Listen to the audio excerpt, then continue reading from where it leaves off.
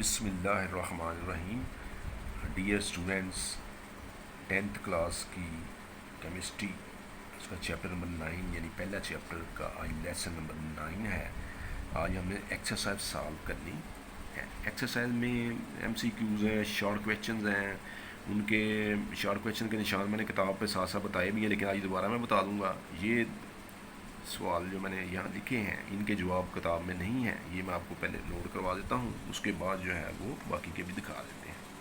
असल ये देखिए शॉर्ट क्वेश्चन में क्वेश्चन नंबर 12 है। What are the characteristics of a reaction that establishes equilibrium state at once. एक ऐसा रिएक्शन जिसमें इक्विलिब्रियम स्टेट जो होती है वो एकदम से आ जाती है, तो उसकी क्या खसूसियात होंगी। तो इसका आंसर है the value of such reactions is very small.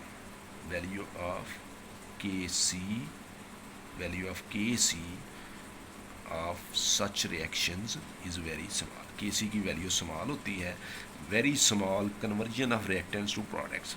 जब Kc स्मॉल होगा इसका मतलब प्रोडक्ट बहुत कम है, तो बहुत कम मकदार में रिएक्टेंट जो है वो प्रोडक्ट में तब्दील होंगे। नेवर गो टू कम्प्लीशन, ये कभी भी मुकम्मल नहीं होगा। फॉर एग्जाम्पल ये रिएक्शन की मिसाल दी हुई है कि 2NH3 डबल एरो N2 जमा 3I2 और Kc की वैल्यू है 3 मल्टीप्लाई बाय 10⁻⁻⁻⁹। ये आपने नोट कर लेना। यहाँ से 14वां सवाल है, ये भी इम्पॉर्टेंट सवाल है कि an industry was established based upon a reversible reaction. एक इंडस्ट्री में आप एक ऐसा काम कर रहे हैं जिसमें रिवर्सिबल रिएक्शन इन्वॉल्व है। It failed to achieve products on commercial scale. Commercial scale का मतलब होता है वसी पैमाने पर, यानी जब आप कोई चीज़ बेचना चाहते हैं तो आप वसी पैमाने पर टनों के हिसाब से बनाते हैं। तो जब रिवर्सिबल रिएक्शन हो तो वो कहता है कि आप उसको वसी पैमाने पर हासिल करने में नाकाम हो जाते हैं। Can you point out basic reason of its failure being a chemist. Chemist के तौर पर केमिस्ट्री का इल्म रखने के वजह से आप कैसे बताएंगे इसकी वजह क्या है, क्या क्या रीज़न है। तो मैंने इसको मुख्तसर रीज़न लिखी हैं जो बुक के अंदर तो नहीं दी हुई, लेकिन मैंने आपको बना कर दी हैं। Such reactions never complete. Reversible reaction होते हैं और ये कभी मुकम्मल नहीं होते, क्योंकि इसमें हर वक्त रिएक्टेंट और प्रोडक्ट दोनों ही मौजूद होते हैं। Reactants not completely converted to products. Reactant मुकम्मल तौर पर प्रोडक्ट में चेंज नहीं होते। In a reaction mixture always reactants are present with products. Reactant भी होते हैं उसमें प्रोडक्ट भी होते हैं, क्योंकि रिवर्सिबल रिएक्शन है। Extra cost is required to separate them.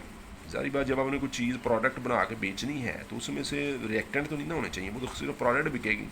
तो प्रोडक्ट को लहदा करने के लिए आपको मुख्तलिफ प्रोसेस करने पड़ते हैं, उसको फिल्टर करना पड़ेगा। सेपरेशन के कई मेथड्स हैं और उस पर टाइम भी ज़ाया होगा, कॉस्ट आपके पैसे लगेंगे, तो वो प्रोडक्ट बहुत कीमती हो जाएगी।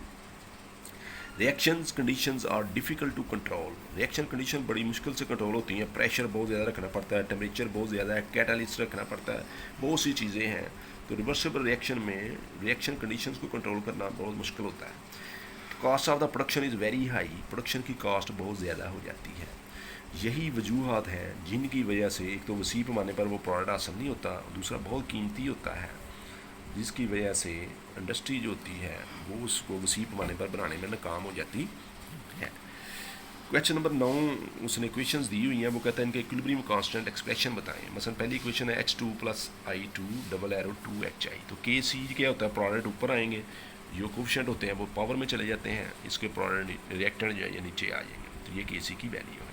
इस केस में CO + 3I2 double arrow CH4 + H2, इसका Kc वैल्यू प्रोडक्ट ऊपर आ गए, रिएक्टेंट नीचे चले जाएंगे और ये 3 जो कोफिशिएंट है ये पावर में चला गया। तो सिंपली आपने ये आंसर लिखना है यहाँ से यहाँ, और इस इक्वेशन का आंसर जो है वो ये होगा। ठीक हो गया जी। यहाँ तक तो हो गया जो सवालों के जवाब किताब में नहीं थे। बाकी मैं निशान संदेही साथ साथ करता रहा हूँ, दोबारा बताने लगा हूँ। पहले MCQs को देखें जी। एक्सरसाइज के जो मैंने MCQs के निशान लगाए हुए हैं ये आपने नोट करने हैं।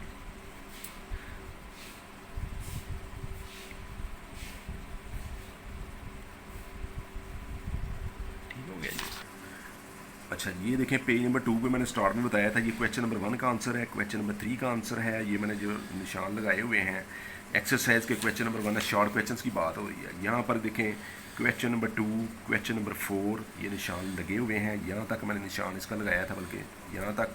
और उसके बाद जो है क्वेश्चन 5, क्वेश्चन 6 एक्सरसाइज के क्वेश्चन है, क्वेश्चन 7 शॉर्ट क्वेश्चन के निशान है ये बेसिकली। और उसके बाद क्वेश्चन 8 का निशान लगाया हुआ है, यहाँ तक मैंने ऑलरेडी अगर आपने पहले देखे हैं। उसके बाद क्वेश्चन 10 है ये वाला, ये कैसे रिएक्शन को प्रोडिक्ट करते हैं, जहाँ जहाँ अंडरलाइन मैंने किया हुआ है यहाँ तक ये सारा सवाल अंडरलाइन वाला हिस्सा। और फिर क्वेश्चन 13 है, ये यहाँ से यहाँ तक होगा, और ये क्वेश्चन 11 जो है यहाँ से यहाँ तक होगा, ठीक है जी। क्वेश्चन 12 यहाँ भी दिया हुआ था, मैंने बाद में भी इसको एक्सप्लेन किया है थोड़ा सा। और उसके बाद ये सारे क्वेश्चन ख़त्म हो चुके